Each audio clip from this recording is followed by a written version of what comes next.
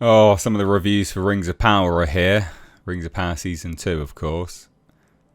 They're not revealed on Rotten Tomatoes yet, but they are on Twitter. A lot of the mainstream media sources have been posting just their reviews, basically, over on Twitter. So you can see it here. This is Season 2. No reviews. No reviews at all. Like, literally just nothing, not allowed. They did this before, if you remember. They blocked reviews for quite a while. So I wonder if that's something which they're doing again. But I thought we'd take a look at Twitter. Basically, they just started drip feeding in. You can see what looks to be people that have been arguably paid or people who are just stupid. And I mean that because people, like one of the headlines is, as a Tolkien fan, what more can you want? I mean, the response is Tolkien, obviously. You know, not a weird facsimile thought up, conjured up by an imbecile. Right, so let's take a look. Hit subscribe if you're newer, guys. Turn the bell notifications on. Fandom Wire, for instance. Here's a funny 9 out of 10. Instantly. Don't listen to a word they ever say on anything else ever again. Like, are you for real? Here it is. Lord of the Rings, The Rings of Power, Season 2. 9 out of 10. The second season of The Lord of the Rings, The Rings of Power, has breathtaking action scenes, and it is filled with twists, revelations, and major surprises for loyal and new fans alike. You'll love every second of it. Will I? Will I? I'll love how much money it earns me. That's probably about it. And I will probably, if there's nothing comedically stupid in it, right, something so dumb it's funny, I will hate watching it. So, yeah, we'll take a look at some of the headlines first, and then we'll look into some of the actual reviews. Fellowship of Fans.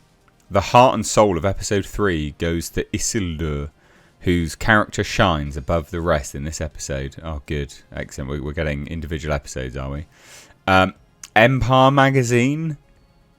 5 out of 5 stars. It's the best it can possibly be. Shilling. If you're a Tolkien fan, it's hard to imagine what more you could possibly ask for. And again, like I just said, actual Tolkien, obviously, not this nonsense. I like how everyone just decided to collectively forget the Gandalf-Galadriel hinted romance subplot in The Hobbit. But when Rings of Power teases a canonical cosmic connection between Sauron and Galadriel, now it's worth being outraged over. Well, yeah, because they never did have anything like that. That's why, you dunce. Total film. The overloaded Rings of Power Season 2 isn't perfect, but the Sauron-centric season is bleak. Oppressive ode to Middle-earth's rich characters and world. Right, okay.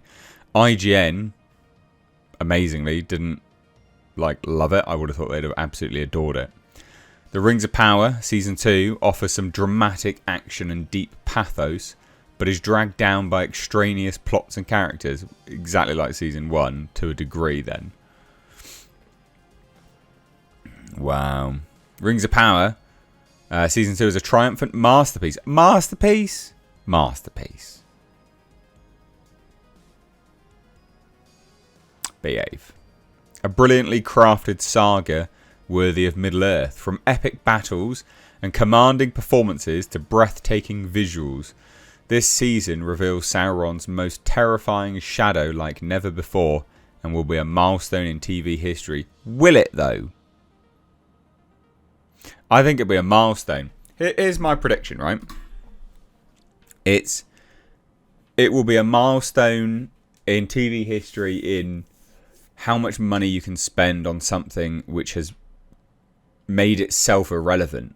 Season 1 made Season 2 irrelevant. The viewership on this show on Season 1 declined, I believe it was 10% every single episode, until it had essentially 30% left remaining watching. It lost over 60% of its audience week on, week out, until the very end, where it lost a total of 60-odd%. So, yeah. TV history? No. Season 1 made Season 2 irrelevant before Season 2 even came out. Gets better than that, though. Just went to the Australian special screening of The Lord of the Rings of Power Season 2. Cannot wait to watch the episodes again. They've really turned it up. Cool. Reviewed Rings of Power Season 2, which retains many of the first season's best strengths, but also some of its biggest weaknesses in terms of pacing and which characters are given the most to do. God, fucking facial expressions. God. Season 2, splendid storytelling, redeemed series, but it still has flaws. 4 out of 5 stars, and you're still saying it's got flaws. Are you stupid? Do you know how star ratings work? 5 out of 5 star is perfection. It cannot get any better. Like 10 out of 10, it cannot get any better. These people are dumb. I hate you so much. You are stupid. I'm trying to find Variety's one because their headline was like, oof, wow, okay.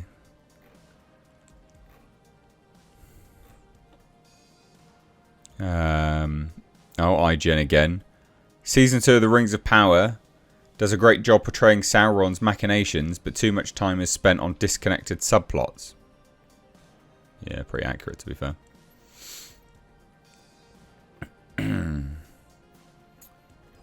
Right, you see some of it here as well, look.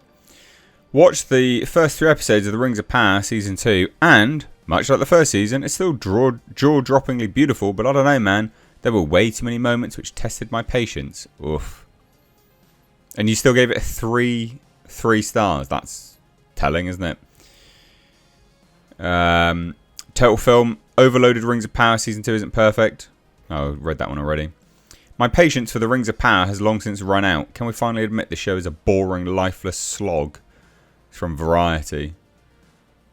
This is the one I was looking for. Yeah, we can. I mean, it's garbage. Sitting down to write this review of The Rings of Power Season 2, I could think of a few memorable moments. A swarm of butterflies coalesces into humanoid figure. A choir of singers communes with the earth in gorgeous harmony. A horde of spiders closes on a helpless prisoner. Their lair so fetid you can practically smell it. What I cannot think of are any characters I particularly care about or any emotions I felt as they traversed Middle-earth. That's par for the course with this Amazon drama. The $1 billion+, much ballyhooed prequel to The Lord of the Rings 2 years ago. The first season was initially met with polite praise by critics who shills, who rightly lauded the show's visual world building while noting the actual story. I guess the checks aren't clearing now. That's what it is. Noting the actual story was not yet its equal with audiences, however, The Rings of Power landed with a thud that would echo throughout the dwarf settlement of Khazad-dûm. According to The Hollywood Reporter, just 37% of the domestic viewers who began the 8-episode series watched it through to completion. Yeah, exactly. They lost 63% of people, like I said. That's not ideal for a standard release, let alone the highest profile production in the history of one's streaming service. History of any TV, actually. Season 2 offers no reason to believe this trend in viewership will be reversed. Again, Season 1 made Season 2 irrelevant. As for the season's creative quality, the grace period for this lavish Tolkien homage has run out, though it's debatable whether a project afforded so many resources deserved one in the first place. Wow. Oh god, it's funny, isn't it? With the shape-shifting Sauron unmasked and the first set of the titular Bling Forge, The Rings of Power, finally has the faintest hints of narrative momentum. But the second instalment of this show, as gorgeous yet flat as a kitchen backsplash, has the same problems as the first, minus much confidence these issues will ever go away. Oh god, it's bad. Everyone just hates it. Other successful prequels like Better Call Saul and yes, House of the Dragon have doubled down on the sense of tragedy, using that shared knowledge to stress the futility of self-defeating nature of its characters' actions. But The Rings of Power wants to be lighter and altogether more wholesome than these decidedly not family-friendly peers. That's the prerogative of showrunners Patrick McKay and JD Payne, as well as their corporate sponsors. It's also in keeping with the source material, which began as a children's novel with The Hobbit.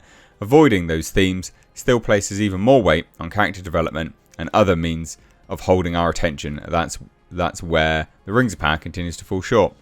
The most compelling strain of Season 2 is, in fact, the the grimmest. Having abandoned his disguise as Halbrand, the human king of the Southlands and Galadriel's ally, Sauron is now posing as Anatar. He doesn't look any different. He doesn't look any different. He's just got blonde hair now. What? Oh my god. As Anatar, a supposed emissary of the godlike Valar. In this form, Sauron preys on the vanity and naivety of elven smiths. But Celebrimbor met him, didn't he?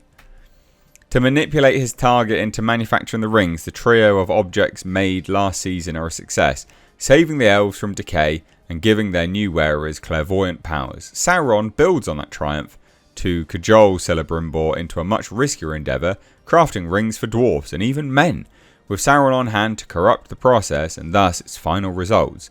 The One Ring is still a gleam in Sauron's fiery all-seeing eye, but we're well on the road to its origin. Oh, good times. This storyline is a study in evil's insidious corruption, sowing seeds of distrust and greed amongst the good. This sounds lame as hell.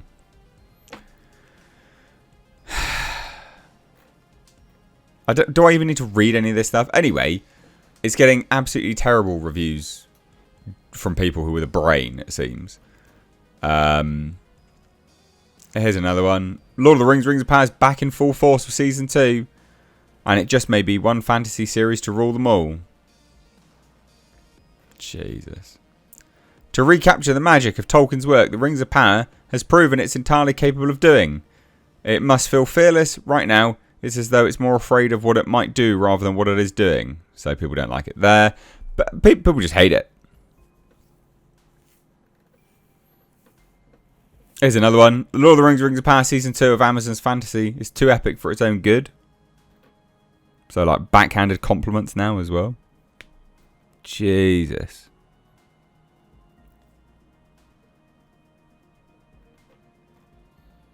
Yeah, it's not looking good. Obviously. Boring slog. A boring slog and a lifeless Season 2. Wow. I love the Rings of Power, or at least want to love it. Well, so it's not good then, is it? Season 2 delivers a much deeper and darker story. In many ways, it feels like the show we were promised, but it's still too crowded and cluttered to reach perfection. Not according to some people. 10 out of 10, yeah, love it. This clown, Tyler. Season 2 brilliantly raises the stakes. With Sauron revealed, the drama that unfolds is intense. From thrilling full-scale battles to great characters, The Lord of the Rings, The Rings of Power is a must-watch event. It's not an event. Wow. Anyway, there you go. I don't have any... Call me Mount Doom, because I had an absolute blast with The Rings of Power Season 2. It's deeper and darker. Oh, yeah, sure, whatever. Oh, God. In its sophomore outing, J.D. Payne and Patrick McKay's fantasy prequel falls prey to one of the most common afflictions of its kind. It starts to feel like a story shaped backwards from events we already know will need to transpire, rather than one driven forward by the motives. I don't have anything else to say to this. First reviews are in, and they're about as predictable as you'd expect, quite frankly. Some shills, some people love it, some people hate it. This is going to be hilarious to watch. I cannot wait. Again, Season 1 made Season 2 irrelevant before Season 2 even began rolling cameras. This is what happens when you just destroy everything. People won't come back. But I'll be back reviewing it. Oh, yes. Let me know what you think of these funny reviews down below. Cheers, take care. Bye-bye now.